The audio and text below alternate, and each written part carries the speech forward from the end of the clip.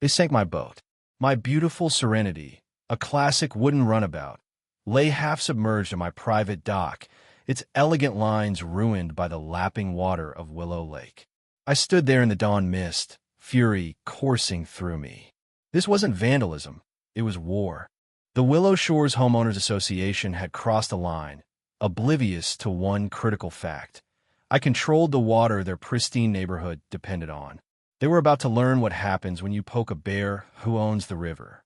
I'd lived on this land for 20 years, long before Willow Shores. A gaudy sprawl of identical mansions sprouted across the lake.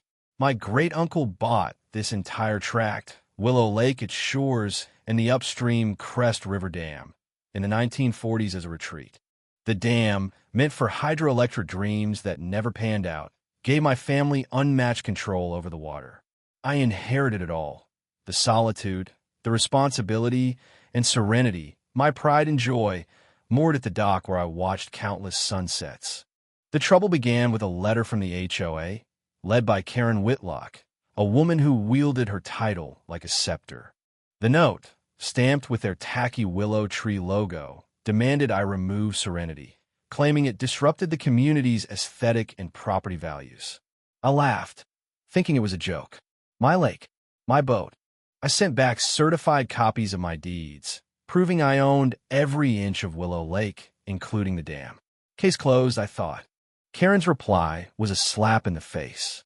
She dismissed my documents as outdated and slapped me with a $50 fine. A week later, another letter upped it to $100 and criticized my unapproved dock built by my great-uncle decades ago. They even included a blurry photo of Serenity, snapped from their side of the lake. The audacity was staggering. This wasn't about aesthetics. It was about power. Karen wanted to bend me to her will. I called my lawyer, Tom Reynolds, a sharp mind with a knack for property law. He chuckled.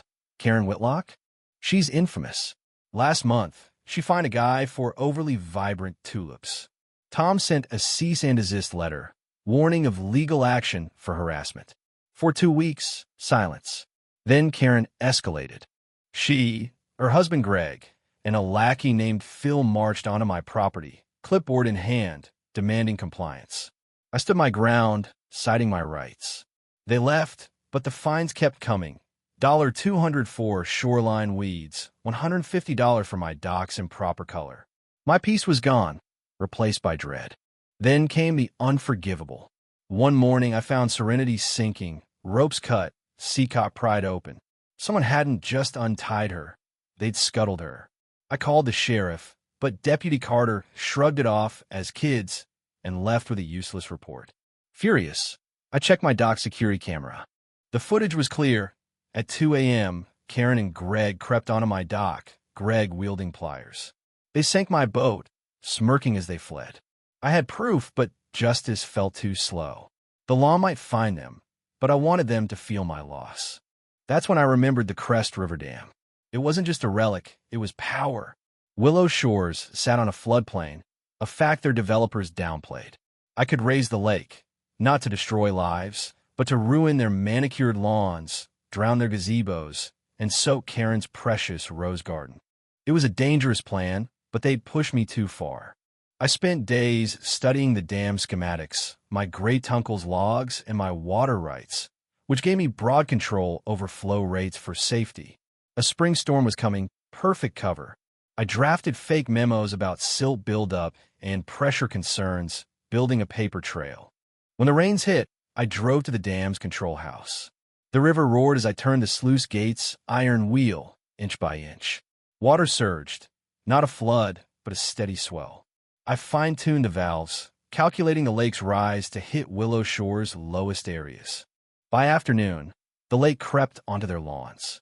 Their imported beach vanished. Their paths became canals. Karen's garden was a swamp, her furniture floating. I watched through binoculars, heart pounding with grim satisfaction. Residents pointed, confused, blaming the rain. My phone stayed silent. They hadn't connected the dots. For 2 days, I kept the water high, adjusting the dam to match the fading storm. Basements flooded, roads buckled, and panic set in. A U-Haul got stuck. News van circled. Karen called Tom, accusing me of sabotage, but he cited my routine safety releases. She hung up, furious.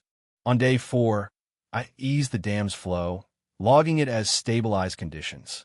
The lake receded, leaving mud, dead plants, and devastation. Willow Shore's cleanup would cost millions. Insurance denied claims, citing floodplain risks. Karen faced a resident uprising. They demanded her resignation, linking her vendetta against me to their ruin. She stepped down, her house listed as is. She and Greg pleaded guilty to vandalism, paying fines and restitution. I used the money to build Serenity 2, launching her with a quiet triumph. Willow Shores was humbled. No more fines, no more demands. Some residents nodded respectfully when I sailed by. The 100-year flood became a local legend, my role hidden in paperwork and weather. Peace returned, deeper than before. I'd reclaim my lake, my sanctuary. If you're facing your own Karen Whitlocks, know your rights, document everything, and never underestimate the power of leverage. Sometimes, you need to make waves to find peace. What do you think? Was my revenge justified, or did I go too far? Share your thoughts in the comments, especially on vengeance and injustice. Where do you stand?